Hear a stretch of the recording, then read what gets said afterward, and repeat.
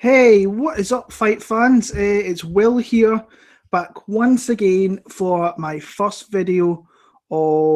a first video prediction of fights for 2019 as we are kicking off with Cejudo versus Dillashaw on ESPN. It's the start of the new ESPN deal, and they're starting off with a really solid main event here for the UFC Flyweight Championship.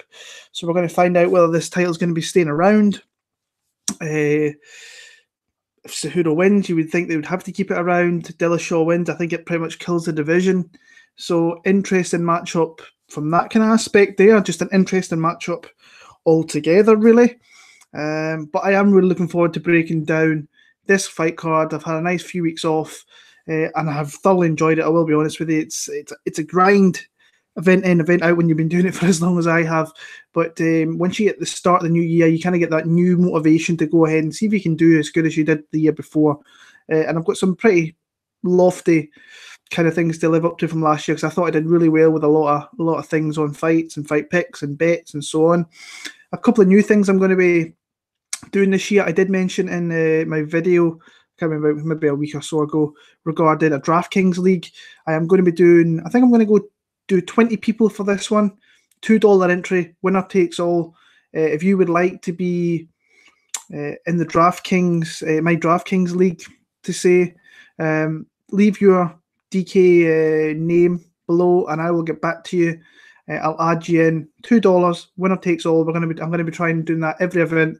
If we get a lot of people, would like more people wanting to enter, we'll put up to 30. We could even put up to more, depending on how many. I've had a few people ask already, so that's something a bit of fun for us all to do, and somebody can get the bragging rights every week regarding that.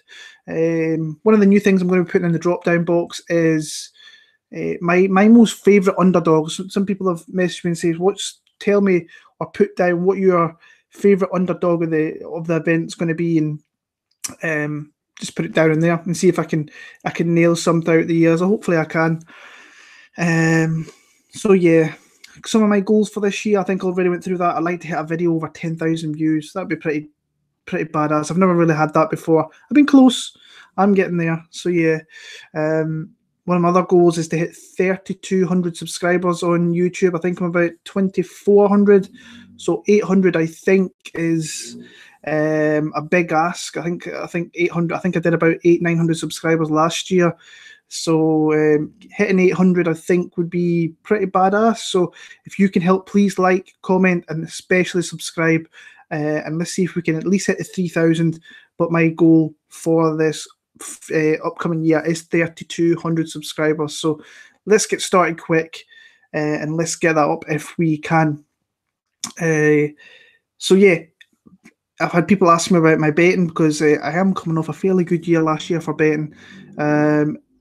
I'll try and remember and put my Bet MMA tips link in there to my page. You can see my bets. I only have one bet. I only have one bet so far. I have one bet so far for this event, and I'll get onto that if I can remember halfway through this card here. It is in the prelims, so yeah, just looking at the card now, it will be on there. So yeah, we'll get into that. But just like, comment, subscribe. Please just comment in the drop-down box and leave your picks and predictions and so on. I've had a few people come and message me regarding a few matchups. I've had to go on and comment on a few. Some people are just guarding some of the fighters, and I'm just like, maybe it's just I've got a little bit too much time on my hands, and I'm seeing some of the garbage that people say sometimes. But again, that's their opinion, so it's maybe not garbage to them, it's their opinion. So yeah, so I've hit I've laid out my goals for this year. The DraftKings league, I don't think there's anything else I'm going to add. I'll try and keep stats on my most confident picks, least confident picks, and so on, which I'm trying to do. Underdog picks is one I'm looking at, because I did nail a lot of big underdog picks last year. So yeah, but we're going to get into this card. There's been a few changes to this fight card in the last 4 or 5 days. There's been 3 fights that have been switched up. There was John Lineker, who initially pulled out against Cory Sandhagen. I was actually going to bet John Lineker. I was picking him against Cory Sandhagen. Randy Brown got pulled out last night. Supposedly he's 100% fit, but somehow he's got pulled out of the fight. Dwight Grant has moved in to take that spot, and was supposed to face Glover Teixeira, and Karl Roberson has jumped in here on about 8-9 days' notice. So there's been a little bit of change-ups. I had to go and watch some fights today when I had found a chance. So yeah, but we're going to start off in the welterweight division with Chance for encounter against Dwight Grant. And in that fight with Chance against Randy, I was probably going to pick Chance for the simple fact I wasn't confident in Randy Brown. I think he should be beating those type of guys, but when you went back and watched his previous fights, I mean, the Montano fight, he was losing before he got that finish. The Nico Price one, that was alarming, getting knocked out from the bottom there with Price's back being on the mat and just getting knocked out like that. So I was giving Chance a fairly decent chance to say in that fight, pretty much. In this one here, I actually like Dwight Grant quite a bit. I think that his striking, he won that fight against Zacco. I think between anybody that, well, it's not unless you were betting on Zacco, obviously. Dwight really didn't do a hell of a lot, and leading to that fighting in Milwaukee, which was always hometown, those close fights, close rounds, it's always going to go to the hometown guy, no matter how much offense he's got or not. And it came back and really screwed him in that fight, and he lost that one. He never had enough output in that one, which is something that he had in previous fights before the UFC. He did have a fairly good output, really good striking. He's not a young kind of guy. He's still new-ish to the sport, but he's not like these mid-20s. I think he's in his early 30s. Solid camp. He has a solid game. I just don't think he showed up, and he never showed enough in that last fight to justify that. How I see Chance winning this fight is if he can get takedowns and kind of stay on top. Wiry kind of frame. Striking, he's pretty stationary. There's not much kind of lateral and then a lateral movement where you see him there. He's right there. Doesn't feint so much, doesn't really switch stances so much. And it's just a kind of stationary striker. Nothing really to write home about. I think Dwight Grant, he can counter harder. I think he's got better footwork. He just needs to show it. He needs to turn up. He realizes that if he fights like he did against Zach Otto, he's not getting these wins. So I'm going to go Dwight Grant. I actually think he catches Chance with a counter right hand, and could hurt him and could potentially put him out. So I'm going to go Dwight Grant via TKO. Welterweight division, staying in this division. This is a really good matchup. Belal Muhammad against Jeff Neal. We'll start off with Jeff Neal because he pretty much lit up UFC 228, I think it was, in Dallas with his performance. It was a fantastic performance. It's one of those performances where he pretty much says to the world, respect, and I'm going to handle some of these guys, and he looked phenomenal. In saying that, I think it was against a very, very hittable Frank Camacho, and Frank Camacho has always been hittable, always been exciting fights, lacks a fair amount of defense, and someone with pretty good striking, really fast combination striking as well, with power.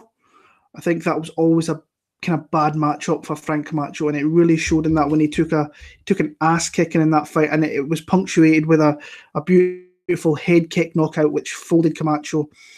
Before that, he beat Brian Camozzi rear naked choke, showing that he's got a little bit of diversity of his game. He can strike, he has wins via submission, he has a ground game, comes from a really underrated camp which is coming up, which is I'm sure everybody's mentioning Fortis MMA. That's, if that camp continues to kind of show what's going on, they're not going to be one of these underdog camps, and fights out of there as well. And then he beat Chase Walden on the Dana White Contender Series. So those are the three fights within the UFC kind of banner. His only loss, or one of his only losses, sorry, is to Kevin Holland, also in the UFC. Was just a little bit undersized now, when Kevin Holland is a decent fighter himself. But this is a good matchup. This is the right type of matchup. I'm seeing a lot of people underestimating, or maybe just not appreciating how good a fight Belal Muhammad is. I think Belal Muhammad is a really underrated fighter. there is aspects of his game which I do think he needs work on. There is paths to victory for Jeff Neal, and his losses are to good fighters. I mean, Vicente Luque got caught with a shot. It happens. The one thing that I don't really like about Belal, his head stays very, very, very kind of still. There's not really much head movement. If you've got a nice laser type jab, if you can have really kind of fast flowing combinations where you mix it up with uppercuts and just a nice jab, you can get him in. Like I said before, Jeff Neal has good fast combinations. He mixes it up with leg kicks, high kicks, body kicks, you name it. But Belal is a very, very tough guy, very good underrated striker, got a lot of output, picks his shots right, and I think he can mix up with the wrestling.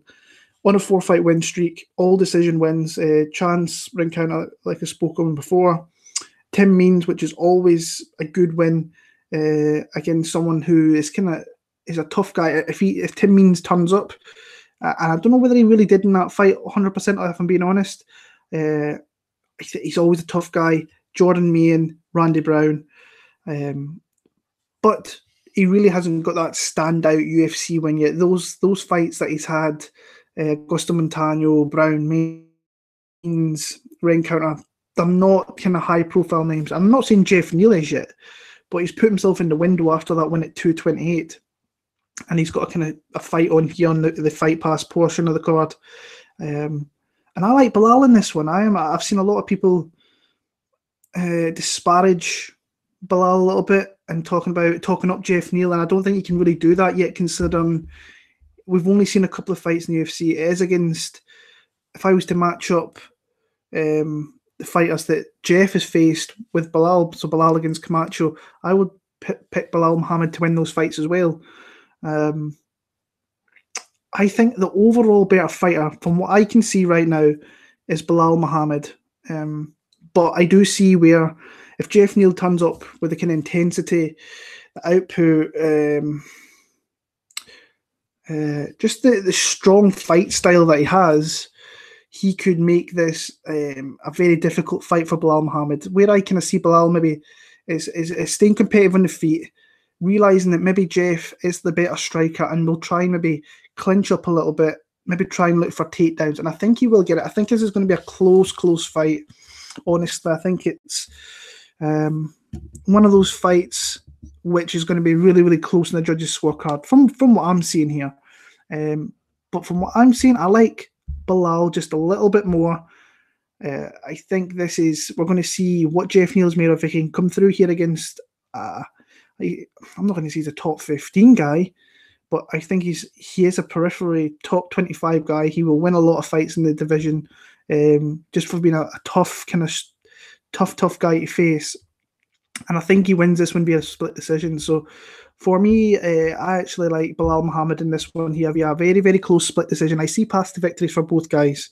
When I was watching the fight, there was no clear guy who I thought Jeff Neal is going to start this guy. I don't see that. I think, and I've saw people say that with some predictions and some things on and so on, like completely disparaging Belal Muhammad. I'm not going to be one of those guys because I think Belal's a really good, solid fighter, and I think he can win this fight. So I'm going to go Belal Muhammad, split decision victory there. Moving on, lightweight division, Dennis Bermudez moving up to 155 against T. Edwards, to Jovian Edwards, who I was high on his UFC debut, and he got marked by Don Madge, knocked out brutally. Once he kind of realised that he wasn't kind of as strong as Don Madge, and he couldn't really take him down and kind of keep him there, he maybe panicked a little bit, and he's a young fighter. He's still learning.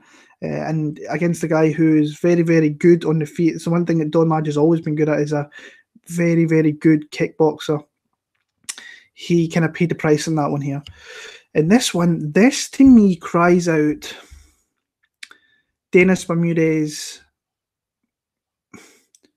And it just kind of cries out like he knows that he needs to kind of freshen it up somehow. But going to 155 to me is just not a good thing. He's going to be one of the smallest lightweights. I think he's like 5'5", 66-inch reach, I think I remember, and a very suspectable chin. pretty much you can drop this guy with a jab. He's been knocked out viciously in the past. I mean, Ricardo Lamas, I think from that fight there, he really started to kind of go downhill, and that was over 4 years ago, I think, in Mexico, where he got caught in the guillotine choke, and then Jeremy Stevens at 189. That was a great fight, by the way. Caught him with a flying knee. Had a couple of fights there with Kawajiri. Kawajiri's not really a power hitter, so that was fine there. Then Chan Sung Jung came back, knocked him out. Lost splits his last 3 fights to the kind of Team Alpha Male guys, and Rick Glenn and Feely and Elkins. To me, this kind of screams a little bit, maybe a little bit desperate. He's a 145er. He's undersized at 155, and there's something about this matchup I don't really like for Dennis Bermudez. In saying that, I think I've reined it in a little bit on T. Edwards. I was super high, probably because I bet him in the Dana White Contender Series against an absolute, I'm not going to say a bum, because these guys are fighters and it's how they make a living. But I maybe was drinking the Kool-Aid in that one and was looking into it a little bit too much. Kid's got big power. The one thing that you can see in that fight is that his gas tank and his conditioning definitely needs work. He is the bigger guy in this fight. He has the better reach. He is the Arizona State wrestler. I think he can probably out wrestle Dennis Bermudez a little bit. I think he's the stronger guy.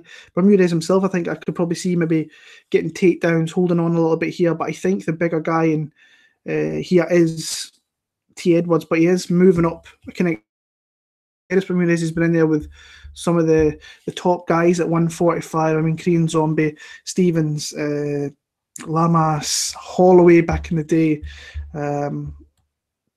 Dago Brandau, who was a very dangerous fighter way back in 2000. Was that really 2011? God damn, that's crazy. Time goes so fast. So yeah, I think I don't want to say he's washed up, but there is signs he is slowing down. And I don't know what age he is now. What age is he? He's 32 years old. So I actually thought he was a little bit older than that. And moving up to 155, we've seen how that goes. People moving up divisions seem to work for them. I'm not sold it's going to work here. I don't think he can out-wrestle T. Edwards. I think striking-wise, he's definitely a power disparagement against T. Edwards. He's quicker and he hits harder, but it is a big step here. So kind of how I see it going, I think T. Edwards is actually going to knock him out. I think his chin has always been a little bit susceptible. He's been put down with jabs and so on. He's been rocked a lot in his career. I'm going to go T. Edwards here. The line's actually flipped. I really wanted to bet T. Edwards, but I think I learned my lesson last time. It's like, just give this kid a little bit of time to kind of mature, and then I'll maybe see where we can go from there. And then the line's flipped. He's actually, I think he's minus 135 favourite now, where Bermudez is a plus 115 dog. I like T. Edwards a little bit more. I looked into this one quite a lot, but I like T. Edwards to win here via knockout. I'm actually probably going to go first round TKO there for T. Edwards. Moving on to the ESPN, on the big ESPN channel, the prelims here, starting off in the bantamweight division. Mario Bautista against Cory Sandhagen. Supposed to be John Lineker. I was liking John Lineker. I've seen a few prediction videos on here, people liking Cory Sandhagen. A few people I respect betting-wise were on Cory Sandhagen. I was just waiting for that line to come down a little bit on John Lineker before. I was definitely going to bet him. I was 100% going to bet John Lineker in this fight, but things have got changed up. Mario Bautista's come in. Heard last night that this kid was coming in, an MMA lab product out of Arizona. Went back and watched some of his fights today. I watched I think it was two of his amateur fights and 4 of his professional fights. He looks like one of these fighters that kind of uses his strikes to get into the clinch, where he's a strong wrestler, strong grappler, and looks to get you down to the mat, where he can look for submissions. There was a few rear naked chokes, but it was against guys definitely not on the level of Cory Sandhagen, especially striking wise. He's never faced a striker like Cory Sandhagen, who's very long, got a lot of variety in his strikes, and it's just a dangerous fighter. You can see that he has a lot of tools. I still think he needs a little bit of seasoning, but there's a lot to like when you watch Cory Sandhagen fights. Kid's got heart, kid's got some skill, and I thought he was just getting a little bit of a step up too soon against John Lineker, even though some of his when you looked at the matchup, there was definitely paths to victory for Cory Sandhagen. I was not doubting that in the slightest, because Lineker's very stationary, and Sandhagen likes to maneuver around and try and land those power shots. But in this matchup, I think Bautista's going to come out. He's going to be super aggressive. And one of the fights, the Jamal Emmers fight that Sandhagen lost in, he got taken down with it. It was somebody who was like to put you against the cage and take you down, and there was a big like slam takedown in that fight. I think that's Bautista. He's going to be looking for something like that. I just think that Sandhagen's going to be cutting angles on him a little bit too much. I don't think he's going to be able to get him down as much as what he did with previous opponents. Kind of like what I see from Bautista. He's one of those guys that comes in there, looks to just, you can see wrestle box wrestle, and just like start off box and get against the cage and get takedowns. You watch the fights, you can see that there. But the kid, this is coming in here on a week's notice against someone who's dangerous like Sandhagen. I mean, that fight with Alcantara got super aggressive, got caught with a shot, and he actually got dropped a little bit, went to the floor, got caught in a very vicious armbar. Sandhagen stayed super relaxed, super composed.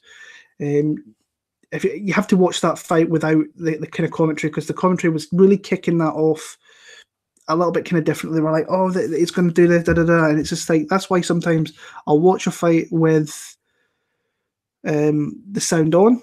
Majority of the time I will watch with the sound off, because sometimes they make it a little bit, they overreact a little bit too much, and it did look pretty nasty, but the kid stayed composed, and once he got out of that, he absolutely bludgeoned Yuri Alcantara. I think I picked Alcantara in that fight as well. I thought he was going to, and that's where I thought Sandhagen in that Lineker matchup, I thought he was going to be, he couldn't contain himself and be super aggressive against Lineker, because Lineker would catch him with a shot. If he hurt him like Alcantara did, then I thoroughly believe he would have stopped Sandhagen.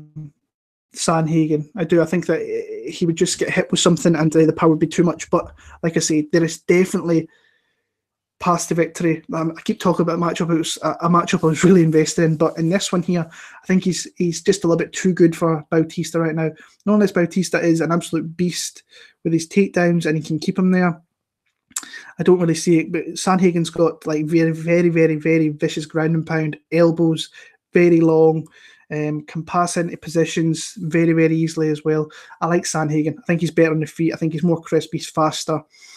Sandhagen, I'm going to pick via TKO, via ground and pound, maybe late first, early second. Moving on, light heavyweight division, Alonzo Menifield against Vinicius.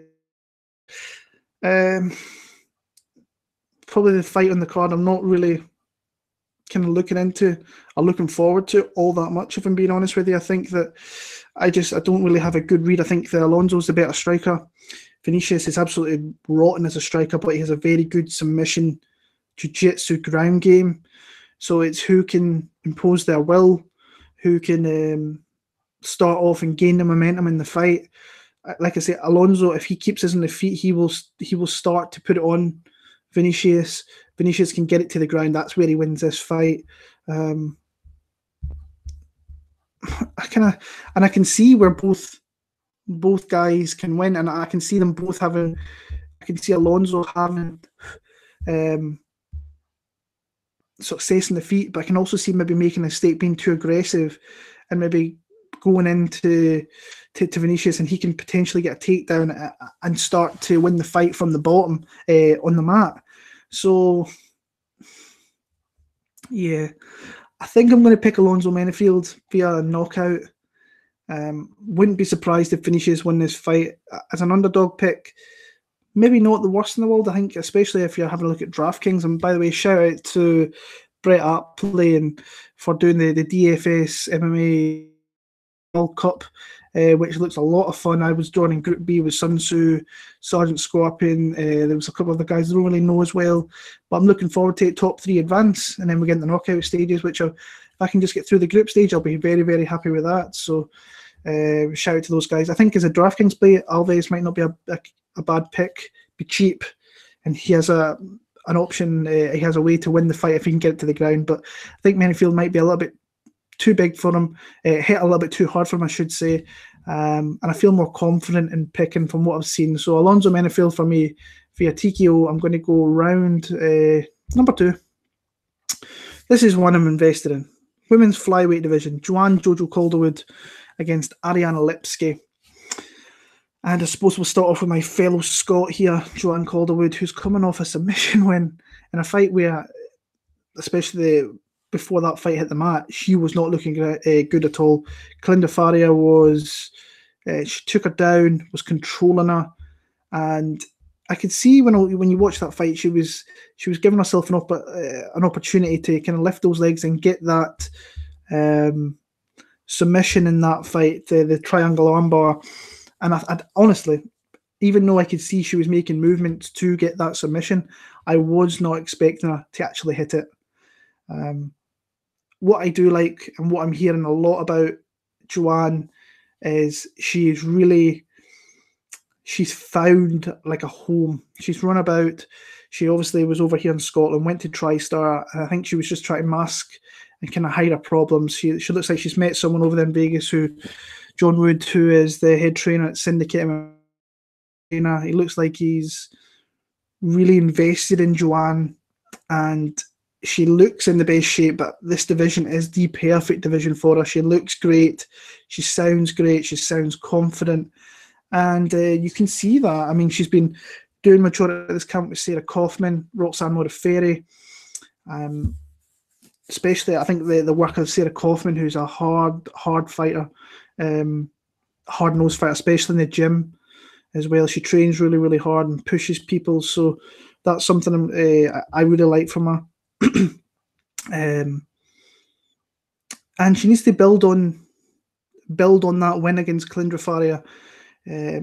She wins this fight, she right in there for a title shot. If Jessica Ai is there after 3 decisions, then I absolutely think that if she can stop this fight here, she is right there for a title shot against Valentina Shevchenko, which is something I always say to people, like, she will get a UFC title shot at some point. And I think she's on the cusp of that. If she can have an impressive performance here, like I say, I really like everything with Jojo at the minute. I think the line is a little bit kind of off. I think she's plus 180 over here in the UK. I can see why, because there is a lot of hype with Lipski over here in Europe. We'll move on to Ariane Lipski, former KSW champion, someone I have really enjoyed watching come up through the ranks. I heard about her before she went to KSW. It was literally like weeks beforehand, before she faced off against Katarzyna Labunska. And I remember that I think she fought actually like weeks before that. And someone on Twitter had posted about this girl because it was a vicious knockout beforehand. And since she's went to KSW, she has looked fantastic. I mean, she's really committing herself. She came into KSW after that. She beat Sheila Gaff, absolutely destroyed her. Took some shots in that one. I think her defense is something which has improved. Then she showed she's got a ground game against Diana Babita, which I thought was where she didn't really want the fight to go, but she went down there and she showed she's strong down there. Followed up with another submission, another fight. I think it was a 5-round fight against Silvana Juarez, who fought in the Dana White Contender Show. And the girl has got a lot of power. She hits very, very hard for 125. That's something that not 125 women have, is big power striking. And she's shown that. Big leg kicks, big body kicks. She showed that in her first KSW fight. Very, very aggressive. She doesn't throw singular strikes. She does barrel forward a little bit, which I think if Jojo can go back to that striking tendency where she fights long, can throw teeps up the middle, keep her at distance. I think once they start getting close, I think that Lipski could start to hurt her. I think if they were getting to clinch battles, I think that Joanne could hurt her, but I think Lipski's power would show a little bit more if they get into those kind of clinch battles. On the ground, it's turned into an absolute magician on the ground. I don't expect her to have the advantage there. But I've seen people bet Joanne Calderwood, and I don't think it's a bad bet, honestly. I think that there's ways for her to win this fight.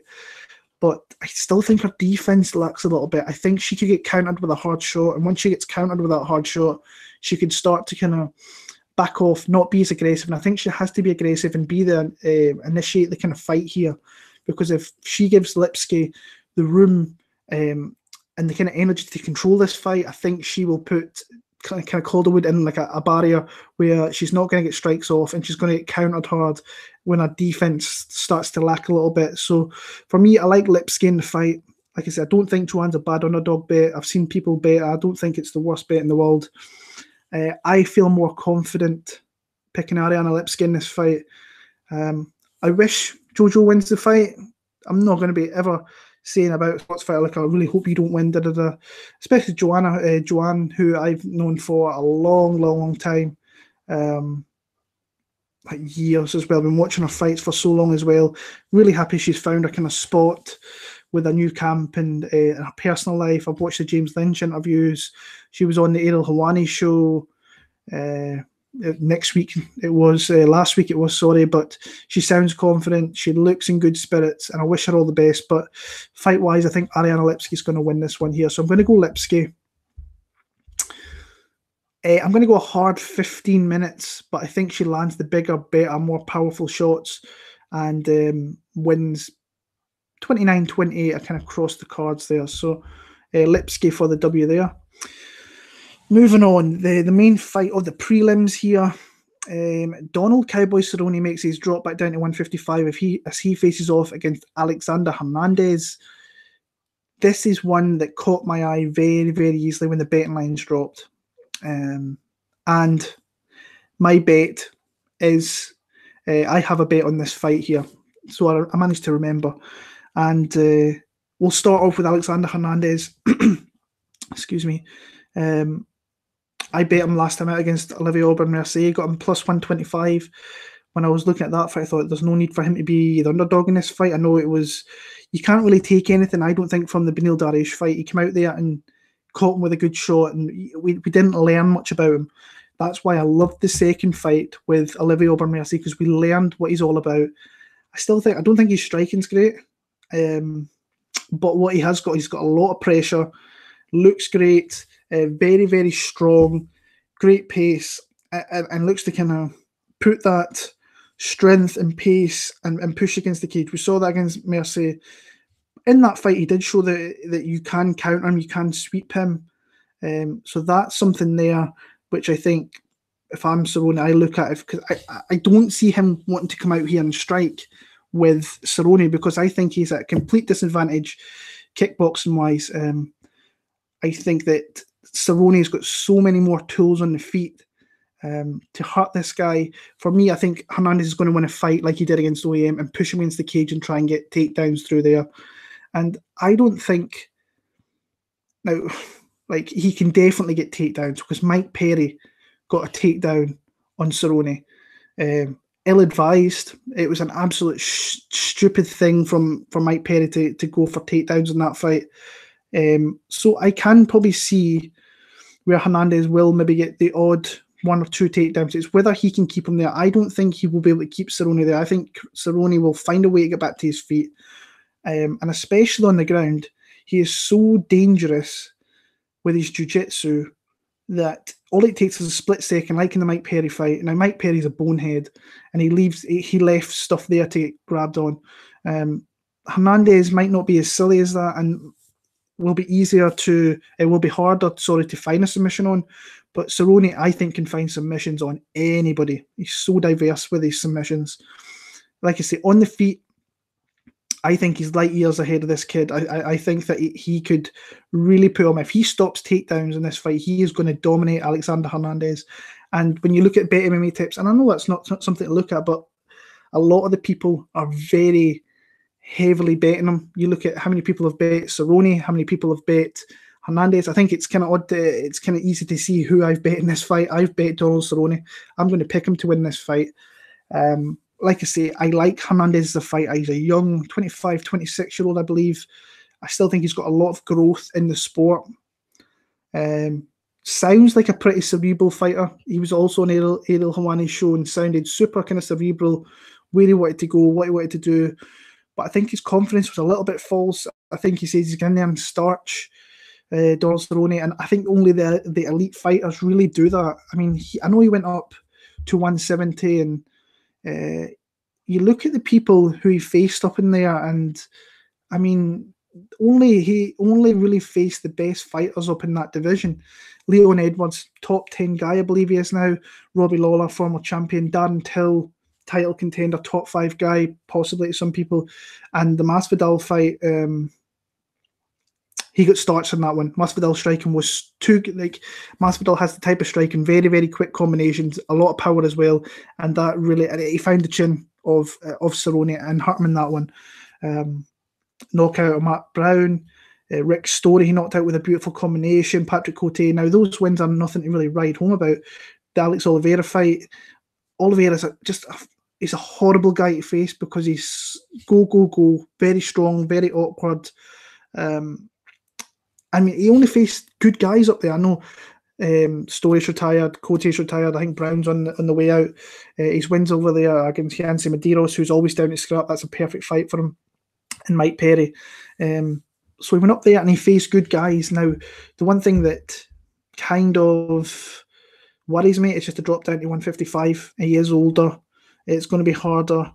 He is the faster, I think, bigger dude in this guy. Looking at the opponents of Alexander Hernandez, he's never faced anybody over 6 foot. I think he's got a reach advantage as well. I just see more aspects of Donald Cerrone to win this fight than Alexander Hernandez. I don't see Hernandez being able to keep him there and hold on to him for a vast majority of the fight. I don't see it. I think that Cerrone is too dangerous. He will sweep.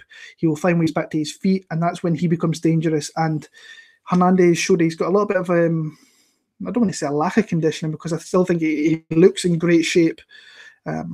But there's just something there. I think that's something he has to work on, and I think this is a big step up. Cerrone comes in, makes the weight successfully, looks in good spirits. Then I think he wins this fight. And I've bet Donald Cerrone at plus 175 there. It's one of my it's my first bet of 2019. Hopefully it kind of cashes, and I'll have another couple of plays by fight time next week, but I'm picking Donald Cerrone. I'm going to pick him via submission, actually, in round number 2. Moving on to the main card in ESPN Plus, Glover Teixeira against Karl Roberson. Like I said, Karl Roberson is moving up to 205 and coming in 8-9 days notice here against Glover Teixeira. I think it's fair to say that Glover Teixeira is definitely he's not washed up, but he's definitely fading in his fighting career. You can see that he looks a little bit more shot worn. When he first came into the UFC, he looked in fantastic shape. He looked a confident killer. The confidence is not there, and the killer instinct, I don't think, is there anymore. I mean, you look at the people he's lost to as well. Not one of those losses is bad losses whatsoever. It's guys that have held belts, guys that have fought for belts. But yeah, I think he's definitely slower to the punch. His footwork is definitely not as good as it once was. I think his power's deteriorated a little bit. I still think he's very, very dangerous on the ground, which is something you have to be careful with. His chin is definitely his defensive. It's just his defense. His striking defense is definitely lacked. He does get hit with a lot more shots. I mean, Alexander Gustafsson just lit him up, and it was one of my favourite kind of combination knockouts back in 2017 was the Gustafsson in round 5. Took so many shots in that fight as well. Karl Roberson, I think, is one of these new guys, all around a good fighter, coming off that win at 230 in New York against Jack Marshman. Get hit with a few more shots than I was wanting him to get hit with. But I think he's a guy who can contend on the feet. I think he'll more power and diversity with his striking over Glover Teixeira. I think I would worry if this fight goes to the ground and his back is on the mat. I think that Glover could maybe big brother him there. A lot more experience on the ground there. But when it comes to striking, I think that he is open. Roberson's, I think, best aspect of his fighting game is his striking. very diverse, good footwork. I think he's got heavy strikes there. And like I say, I think the chin is kind of going with Glover a little bit. So I think I actually fancy Karl Roberson this one. I know it's short notice. I know it's a step up in caliber of opponent and what he's faced before. I think he's only lost to Cesar Ferreira. So there's still aspects on the ground. That's where I worry about. If this fight goes and it kind of stays on the ground more, I think that Glover could maybe big brother him a little bit and maybe find a submission. But I think that Roberson on the feet could really put a little bit and hit him with some shots. So I've only looked into a couple of fights, either guy here. I feel more confident in Karl Roberson, so I'm going to pick Karl Roberson. To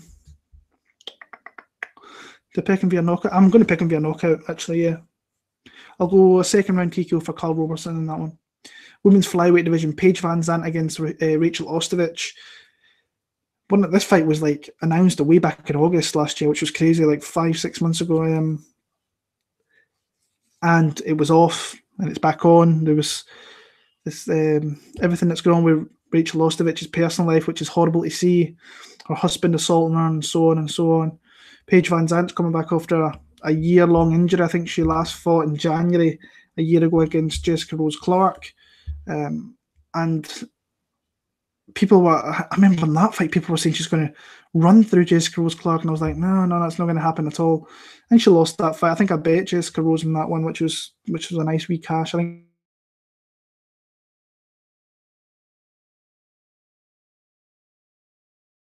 which is a little bit of a weird one. So, yeah, fighting wise, what can I say? She's a very kind of diminutive fighter. She's very go. I beat you the way she kind of bounced around. By the way, if my Wi-Fi just went out, I apologise. I just saw it there and I started shitting myself. I thought I'd lost the feed there, but it's still on. But getting back to the fight, she's very kind of light on her feet, throws those kind of fancy kicks that she caught Beck Rollins with. And honestly, she might kind of catch it against someone like Rachel Ostovich, who's, I think she's 4-4. That's the kind of reason she's in the UFC. She looks fantastic.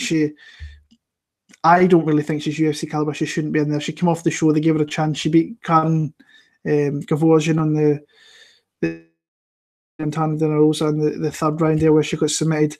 So I think there is aspects where she can be taken down, and she can make mistakes. I don't want to say she quits in fights, but even in the Andrea Lee fight, I think her fight will kind of disappears a little bit. I think she wilts a little bit, and once she starts to wilt, you can start to really hurt. I mean, Jenny Lee Shriver, I remember going back and watching that fight from 4 years ago.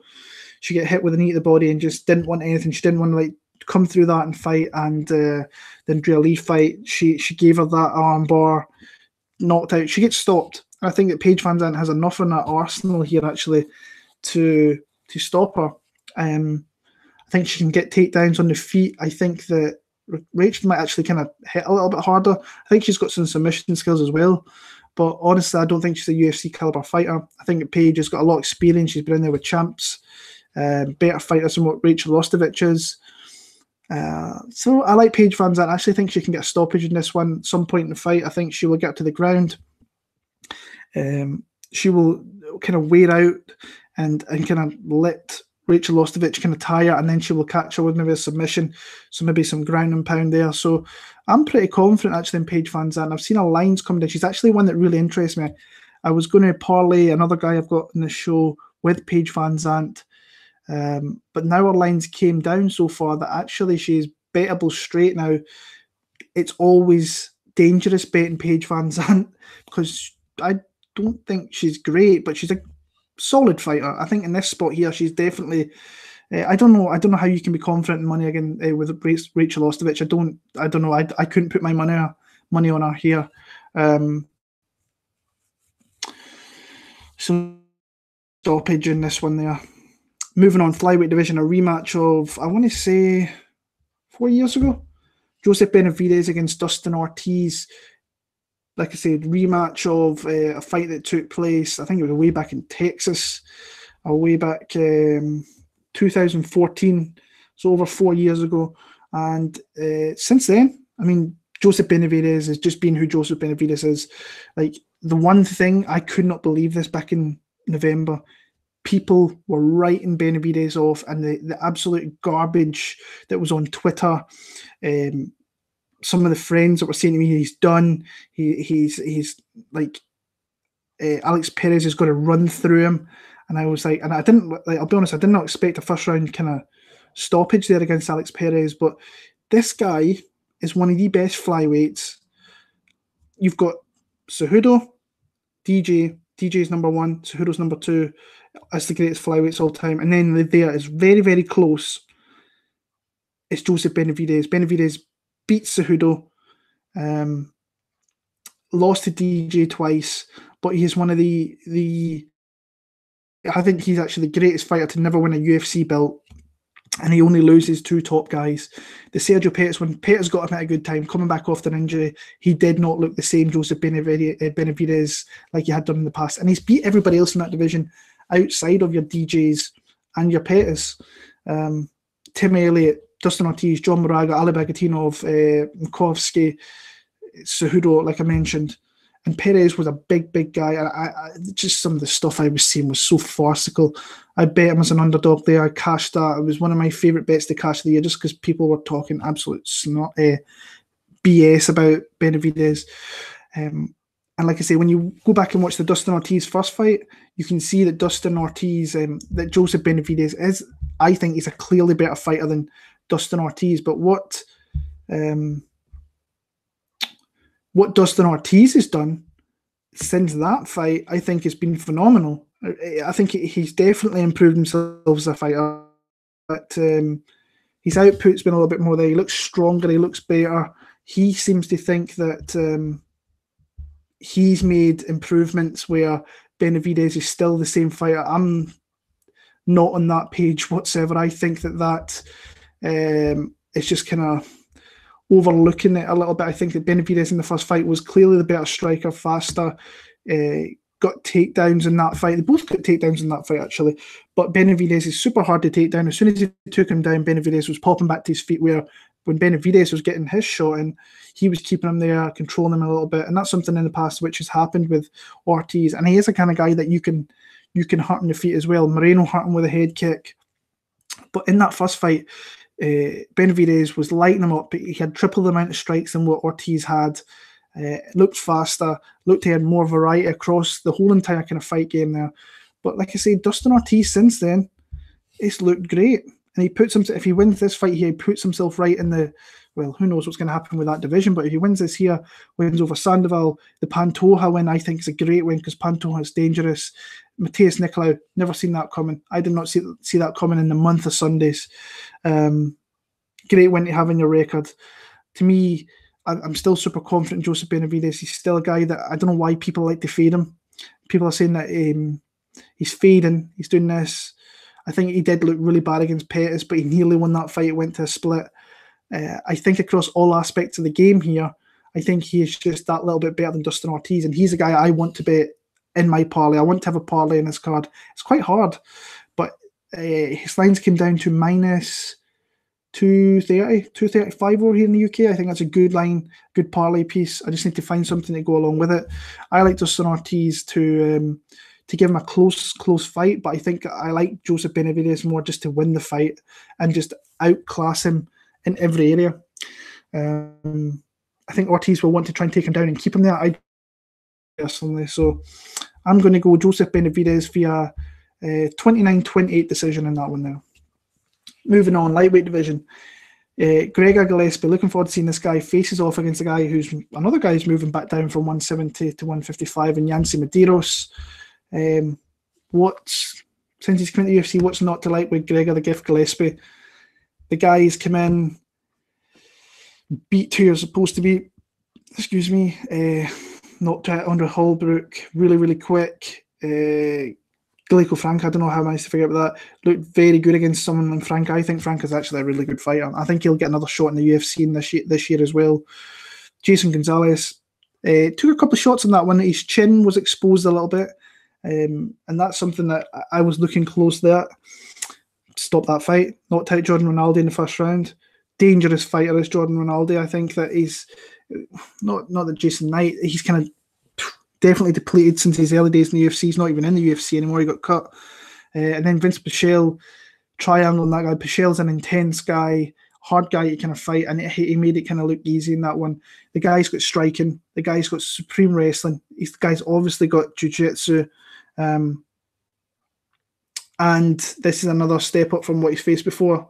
Yancy is very, very hittable, though. I think he's one of those guys you can definitely get down. He's down to scrap. We saw that in the Cerrone fight. And the Oliveira fight and so on and so on. I think he's took the right amount of time off after that knockout. It was nearly a year. Making that, I remember looking at an interview, it's like a plant-based diet that he's moved down. He says this is going to be the easiest cut to 155 he's probably ever had as well, which is interesting listening to. James Lynch is always great interviews. Go and check that guy out on YouTube and just learn and listen to the fighters and see what kind of frame of mind they are going into the fights here. Yeah, I just see Gregor having too many tools though. Just don't get caught. Yancy is going to be longer. He's going to be looking to try and keep this at distance, not get taken down. Dangerous on the ground, some submission grappling. But I think that Gillespie is just too good a wrestler. I think he's faster on the feet. I just think he's got more variety to his game. You cannot... You watch his fights and you can see why the guy deserves a step up an opponent. And if he wins this one, he deserves a step up an opponent again, I think, to a ranked guy. I think he's ready for that top 15, definitely with the skill set that he's got. And we'll see here. But Medeiros is tough. I'm not writing him off. I think he's minus 500s. I think is warranted, actually, from what we've seen. But Medeiros is a very, very established UFC fighter who's fought a lot of tough guys, won some tough fights, come through some tough spots. But I just think Gregor Gillespie having too much firepower here. Not unless he gets caught with something. That's how I see Yancy winning that fight, but I don't see it happening. So I'm going to go Gregor Gillespie. I'm actually going to go via TKO via ground and pound round number 1. Heavyweight division, co-main event. This is crazy. The fights you've got in here, this is like Cerrone and Hernandez should be in this spot here. Greg Hardy against Alan Crowder. The UFC know what they're doing here. Alan Crowder is a very... When you look at... when you match them up, he's a very undersized heavyweight. He's a guy that can easily make 205, I believe. 6'3".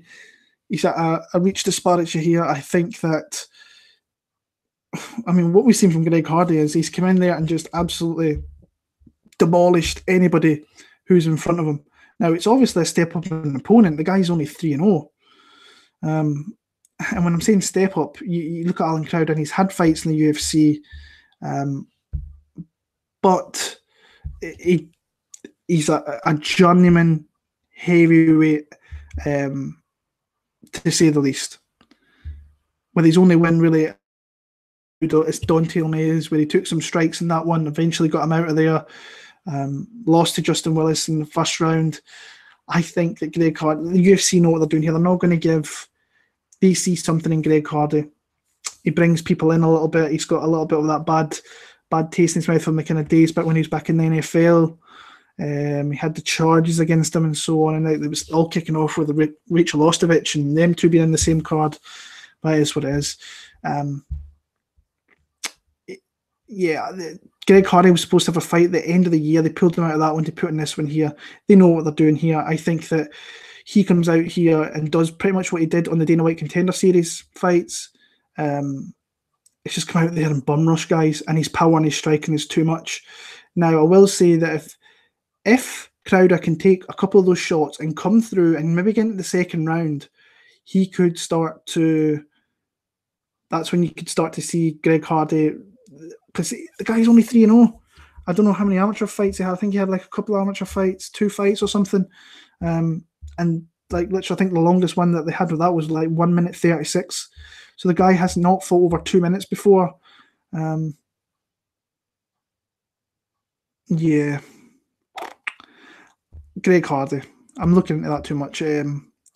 I'm trying to think with Alan Crowder really kind of has a shot if it goes into later rounds, and he could do, but Greg Hardy round one knockout. I don't think that, like I say, I think the UFC know what they're doing there, so I'm going to go Greg Hardy round one TKO. And the main event of the night, we have the flyweight champion Henry Cejudo facing off against the bantamweight champion TJ Dillashaw. What a great fight! What a great main event this is to kick off the year. Both guys look incredible shape. There was a picture came out, I want to say a week ago, where TJ Dillashaw, he did look like marked up, looked very gaunt. And obviously it's going to be a struggle. He's cutting 10 extra pounds to get down to 125, so that's going to be horrible. Put a picture out on Instagram yesterday, as did Cejudo. Both look in amazing condition. Amazing condition. So if TJ has a healthy cut here, it's going to be tough. I definitely think it's going to take something out of him in this fight, making that move down to 125. But the guy's a consummate professional. This is one of the fights, like, because we've had a few weeks off since 232. TJ is one of those guys I went back and watched right from the Ultimate Fighter days, and what a transformation in his skill set and his confidence, his punching power, his striking, his movements. It's just his fight IQ, everything. Humongous leaps since Ultimate Fighter. And people gave him all that shit for leaving Team Alpha Male. Best thing he probably ever did was leave there. Unbelievable fighter. Best bantamweight of all time? I think I might put my hand up and say he is. Honestly, I think that Cruz, I definitely think he lost that fight to Dominic Cruz. And Cruz, obviously. But I think I would maybe just go with Dillashaw, just with his finishes and the caliber of opponents he's beat. Obviously, I picked against him twice in the Garbrandt fight. I think that Garbrandt can win that fight. I just think that in the first fight, he obviously hurt him, won that first round, got too cocky, relied on his chin. And I think it's fair to say that Cory's chin, you can put him out. Obviously, he's been hit twice. You go into the second fight, he definitely made adjustments. He tried to add some leg kicks and so on. But once they started firing at one another, his fight IQ just went straight in the shitter, and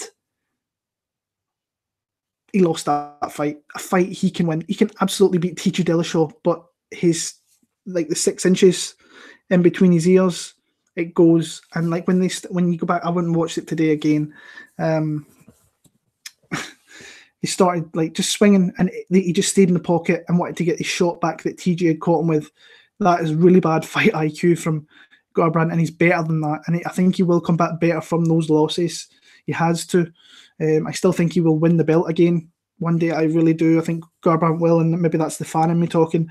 But you have to admire TJ Dillashaw. The guy takes a lot of crap from people, but the guy's a great, great fighter. He really, really is. But he's moving down to Cejudo's division. Now, one thing I will say, and I've watched this fight in the last 2 weeks 3 times, and every time I watch it, so 4 times I've watched the fight, I still think Demetrius Johnson won that fight. I can see paths to why you would think Cejudo would win that fight, but everybody sees fights differently. Me, I definitely see DJ winning the first 3. I think he's got the first 3 minutes of round 4. He's beaten Cejudo. Cejudo obviously gets the takedown and kind of rides out the rest of that round. And then the 5th round was probably Cejudo's. So I scored it 3-2 for Demetrius Johnson. The second round was a little bit of a debatable round as well. But for me, every time, DJ 48-47. But in those types of close rounds, I can see why you would give it to Cejudo. But I will, to the end of my days, will always say Demetrius Johnson won that fight. But it is what it is. He went in there, dethroned the greatest flyweight of all time, and now he's facing. Could you imagine if he comes in here and beats TJ? Ooh, that's a crazy, crazy, crazy couple of fights to have in your resume. And like the improvements he's made since he went to UFC, from the DJ fight, his striking against Benavidez looked phenomenal, looked faster, looked stronger. His wrestling is to die for. You watch, especially the DJ fight, his inside, outside trips, his positioning with the takedowns, how he maneuvers or angles off with some of his positions on the ground. It's beautiful to watch. Now, DJ showed how an elite mixed martial artist he is by finding his way back to his feet. But you've seen the utter class in Henry Cejudo with his wrestling. It's crazy. I actually went back and watched some of his wrestling fights on the road to the Olympics and at the Olympics. Crazy good wrestler. Great guy to watch. And he's a really solid mixed martial artist. And on top of that, he overcame a little bit of a bad moment in that first round where he seemed like he rolled his ankle or something happened with his nerves and his foot, and came through that. So that shows you what type of fighter he is. He looked bigger in that fight. He looked stronger. He looked like he hit harder. I think he took a lot of strikes in that one, but the strikes that he landed and some of his counters were beautiful. When you see these two matching up together,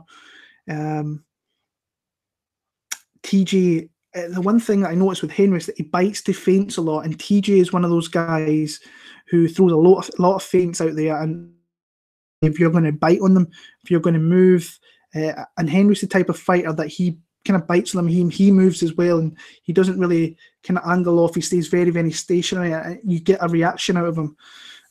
But again, moving down from 135 to 125, is he going to have that through the full entire 25 minutes? I don't see that at all. I think that his gas tank and his conditioning will deteriorate a little bit. I still think the guy's a machine, so I don't think he'll be as bad as what some other people are saying.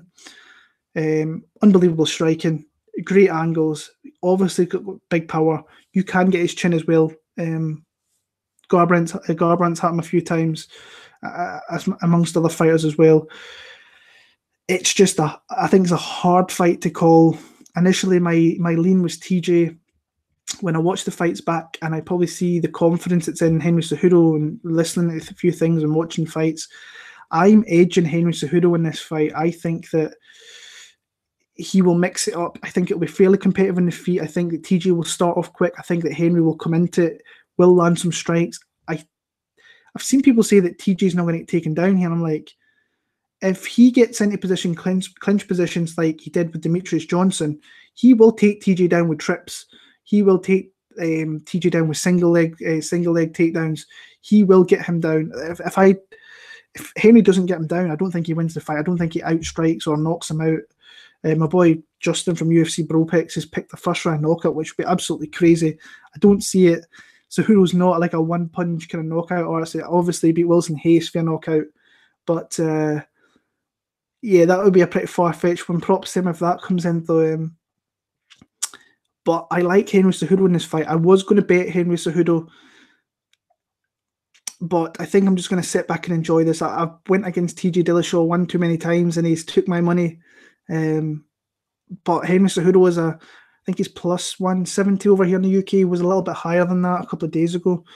And he might go, I don't know how this line's going to flip in fight week. I don't know whether it's going to get closer. I think maybe Cejudo could maybe finish plus 150. I do think the line should be a little bit closer, but that's just my opinion.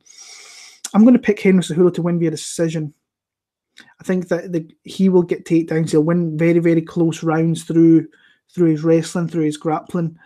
But there's also parts where I can see maybe TJ hurting him in the feet early on. So, but I feel more confident in picking Henry Cejudo in this spot here. So, yeah, that is my picks for the Brooklyn card here. UFC on ESPN +1. Really happy to be back. We're off for another break for a couple of weeks. I'm going to start actually watching some fights tomorrow on UFC Fortaleza, which looks a really good card as well. A lot of solid fights to start off the year. Like, comment, subscribe. Let me know your picks. Enter my DraftKings League. $2 entry. Winner takes all. We'll maybe expand if we get more people that would like to enter as well. So, yeah, until a couple of weeks, please just let me know your predictions and comment, subscribe. Let's get to 3,200 subscribers. Big goal. I need your help to get there, so please subscribe if you can. Until then, I'm out. Enjoy the card in Brooklyn. It's now very early Monday morning, so we're in fight week already, which is awesome. All the best, and I will see you for UFC Fortaleza very soon.